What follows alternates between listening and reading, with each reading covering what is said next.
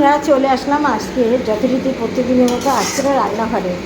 টিভিটা অফ করে দিই, না হলে শব্দের মধ্যে ভিডিও করতে পারছি না। দেখো আজকে রান্নাঘরে চলে এসেছি। আজকে রান্নার মেনু হচ্ছে, আজকে সকালবেলা আমার হাজব্যান্ড বাজারে গেছিলো, বিড়ালের মাছ নিয়ে এসছে। 5 কিলো বিড়ালের মাছ এনেছে। আমাদের মাছ খাইনি, অবশ্য আমরা সব মাছ খাই না, অনেক ঝামেলা আমাদের খাওয়া নিয়ে, জানো। এটা খাবো না ওটা খাবো না, অনেক মাছ খাই না, যার জন্য আনতে পারিনি। মসন্দপুরে চলে গেছিলো বিড়ালের মাছ আনতে। সেখান থেকে 5 কিলো বিড়ালের মাছ নিয়ে এসে নিচে বসে বসে কাটছে মহা যত্ন সহকারে। আর এদিকে বলছে তাহলে ডিমের ঝোল করো।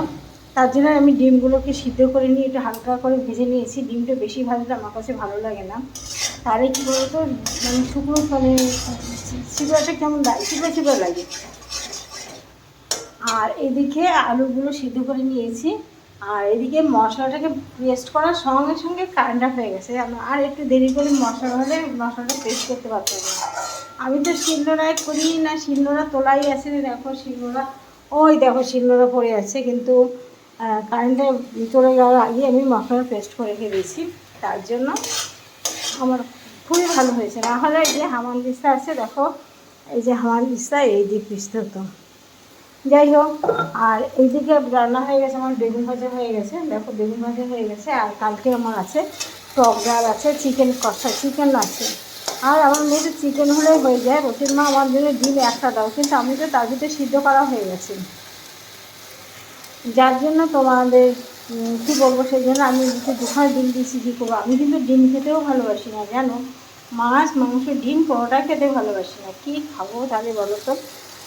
তার জন্য এখন চলে আসলাম রান্না করতে। প্রথমে গরম মশলা, গোটা গরম মশলা দিলাম তেলে, বেশি তেল দিলাম রান্নায়, দিয়ে তারপরে এর ভিতরে মশলাগুলো পেস্টগুলো দিলাম। এটাকে একটু নাড়াচাড়া করে তোমার জিরের গুঁড়ো, ধনের গুঁড়ো দেবো, আর একটু গরম মশলা গুঁড়ো দিয়ে একটু মানে কষাবো। কষিয়ে আলুগুলো দেবো।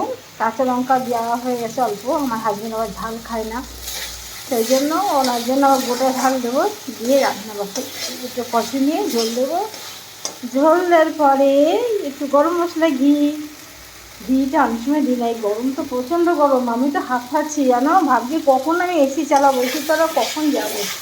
এক্ষুনি আমার কাজে দিদি এসে যাবে, সকালে একবার করে দিয়ে গেছে, কদিন করতে দেয়, তাতে আমার খুব ভালো হচ্ছে, জানো। ওই সকালবেলা এসে যদি করে দেয় না, সারাদিনের মতো ঘর বাড়ি ভীষণ নোংরা হয়।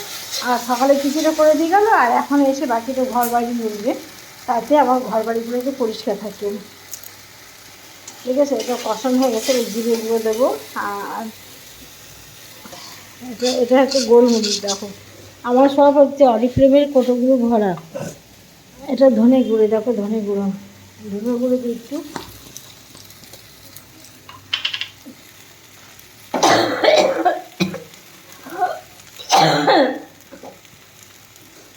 চিমনি চালাচ্ছি না, যার জন্য ঝাঁসটা লাগবে।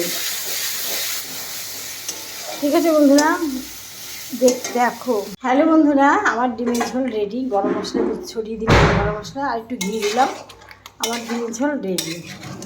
একটু ঝাল ঝাল হয়েছে। আবার ছোটো বলতে গেলে আমার বরের কথা বলছি, বর তো ছোটো সে বাচ্চা ছেলে, সে ঝাল খায় না। এই জন্য আমি চিন্তা করছি যে কী করবে। বলে ওর বাবা আবার মিষ্টি দাও, আগে কলা খাবে, কলা দিয়ে ভাত খায়, জানো। সব কিছুতে কলা ছাড়া কিছু খায় না, মানে যা কিছু খাবে, উচ্ছের সাথেও কলা খাবে, ডালের সাথে কলা খাবে, মাছের সাথে খাবে, ডিমের সাথে খাবে, মাংসের সাথেও কলা খায়। আজব মানুষ, আজব প্রাণী। স্বামী মানেই তো একটা আজব প্রাণী, বলো। যাই হোক, আজকাল করেছি আমি তাদের এই বেগুন ভাজা আর এই ডিমের ঝোল। আর কালকেরটা আছে টক ডাল আর চিকেনের তরকারি, চিকেন আছে, ব্যাস। আর কি লাগবে বলো। এইগুলো এবার পাত্রে তুলে দিয়ে, এদিকে আমার দিদি এই পড়ছিল একটু, এদিকে আমার দিদিও এসে গেছে কাজে। আর আমার রান্না কমপ্লিট। এবার আমি স্নান করতে যাচ্ছি। আর তোমরা আমার ভিডিওগুলো দেখো কিন্তু। আজকের আমি ডিমের ঝোল করেছি, কে কে খাবে চলে আসো আমার বাড়িতে। আজকের মতো ব্লগটা শেষ করলাম, ভালো থেকো। আবার আসবো আরেকটা ব্লগ নিয়ে। সবাইকে অনেক ভালোবাসা।